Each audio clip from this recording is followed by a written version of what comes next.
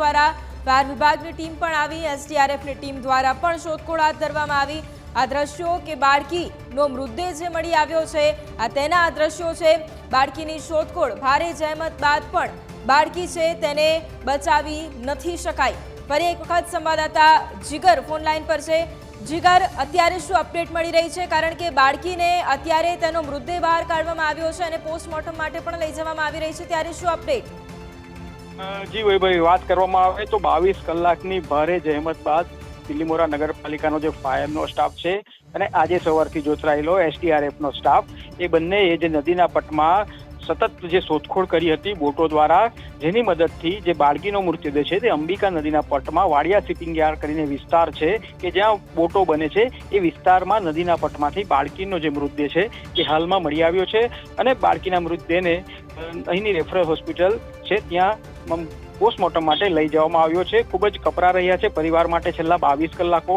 ગત રોજથી એનો પરિવાર સતત પોતાની બાળકી માટે ઝઝૂમતો હતો, જે તંત્ર છે તેને કાલાવાલા કરતો હતો કે અમારી બાળકીને શોધો, પરંતુ જે પરિસ્થિતિનું નિર્માણ થયું હતું કે વરસાદ હતો અને રાત્રે અંધારામાં આ જે છે તે શોધવું મુશ્કેલ હતું બાળકીને। અને બીજી એક વાત કે અંબિકા નદીમાં ભરતીનો સમય હતો, ભરતીને સમયે જે પાણીનો પ્રવાહ હોય છે તે વધારે હોય છે, પાણીનું સ્તર વધારે હોય છે, જેને લઈને ખૂબ જ મુશ્કેલી પડી હતી આ રેસ્ક્યુમાં। અને જે બાળકીનો મૃતદેહ છે હાલમાં જ અત્યારે જે તે ઓટનો સમય આવ્યો છે, પાણી ઓછા થયા છે, જેને લઈને આ બાળકીનો મૃતદેહ ઉપર આવ્યો છે અને બાળકીનો મૃતદેહ અહીં નદીના પટમાંથી મળ્યો છે। જી વૈભવી, બિલકુલ જીગર, સાથે અત્યારે બાળકીને પોસ્ટમોર્ટમ માટે લઈ જવામાં આવી છે હોસ્પિટલ, કઈ હોસ્પિટલમાં લઈ જવામાં આવી છે તે પણ જણાવજો। અને તેની સાથે સાથે એ જે ગટર છે તેમાં બાળકી ખાબકી હતી, એ ગટર ખુલ્લી હતી, ત્યાં શું પરિસ્થિતિ હતી એ પણ ફરી એક વખત જણાવજો।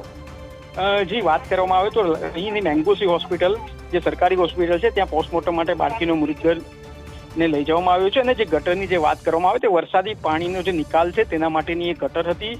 એ ગટર એમ તો 3 ફૂટથી પણ ઊંડી વધારે નહોતી, પરંતુ બાળકી ખૂબ જ નાની હતી અને જેના કારણે બાળકી પાણીમાં ગરકાવ બની હતી। જે તે સમયે વરસાદ ખૂબ પડ્યો હતો અને પાણીનું સ્તર વધારે હતું એ જે ગટર લાઈન છે તેમાં, અને જેને કારણે એ બાળકી જે છે તે પાણીમાં ગરકાવ બની હતી। હાલમાં જ નગરપાલિકાએ તાત્કાલિક ધોરણે ત્યાં છે કામગીરી શરૂ કરી છે, ફરતે કોર્ડન કર્યું છે અને ત્યાં ફરતે દિવાલ બનાવવાનું જે કામ છે નાળા પાસે તે શરૂ કરી દીધું છે। ત્યાં ચેમ્બર બનાવવામાં હાલમાં નગરપાલિકા દ્વારા આવી રહ્યું છે। જી વૈભવી, બિલકુલ જીગર, સાથે જ અત્યારે એ માતા પિતા માટે પણ ખૂબ કપરો સમયગાળો, કારણ કે એક માસૂમે પોતાનો જીવ ગુમાવ્યો છે પાલિકાની બેદરકારીના કારણે।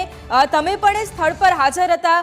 મારે એ પણ જાણવું છે કે માતા પિતાએ કોઈ નિવેદન આપ્યું ખરું? કારણ કે બાળકી છેલ્લા રસ્તા ઉપર પણ રમતા દેખાય અને ગટરમાં ખાબક્યો, એ દ્રશ્યો પણ આપણે બતાવ્યા, એટલે એમાં પણ દેખાય, એટલે માતા પિતાનું કોઈ નિવેદન આમાં આવ્યું ખરું સામે?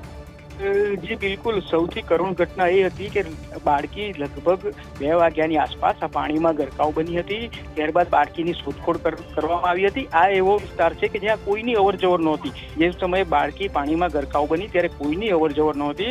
એમના માતા પિતાએ આજુબાજુના વિસ્તારમાં અને સમગ્ર શહેરમાં 3 કલાક સુધી બાળકીને શોધી હતી। બિલીમોરા બસ ડેપો હોય, બિલીમોરા રેલવે સ્ટેશન હોય, સોમનાથ મંદિર હોય, એ તમામ વિસ્તારો બાળકીના પરિવારે કુંદી વળ્યા હતા અને ત્યારબાદ નજીકમાં કેમેરા જે છે તેના કેમેરા એમના ધ્યાનમાં આવ્યા હતા અને સીસીટીવી કેમેરા જોવાનું એમણે સીસીટીવી કેમેરા જોયા હતા। ત્યારબાદ ખબર પડી હતી કે આ બાળકી જે છે તે પાણીમાં ગરકાવ બની છે। લગભગ 3.5 કલાક બાળકી પાણીમાં ગરકાવ બનીના 3.5 કલાક બાદ પરિવારને ખબર પડી હતી કે તેમની બાળકી જે છે તે પાણીમાં ગરકાવ બની છે। ત્યારબાદ તંત્રને જાણ કરવામાં આવી હતી અને ત્યારબાદ નગરપાલિકાને જાણ કરવામાં આવી હતી અને શોધખોળ શરૂ કરવામાં આવી હતી। એટલે સૌથી કરુણ બનાવ કહી શકાય। એમના પિતા અને માતા સતત ગત રાતથી અમારા સંપર્કમાં હતા, સતત રડી રહ્યા હતા, સતત કાલાવાલા કરી રહ્યા હતા, મીડિયાને કાલાવાલા કરી રહ્યા હતા।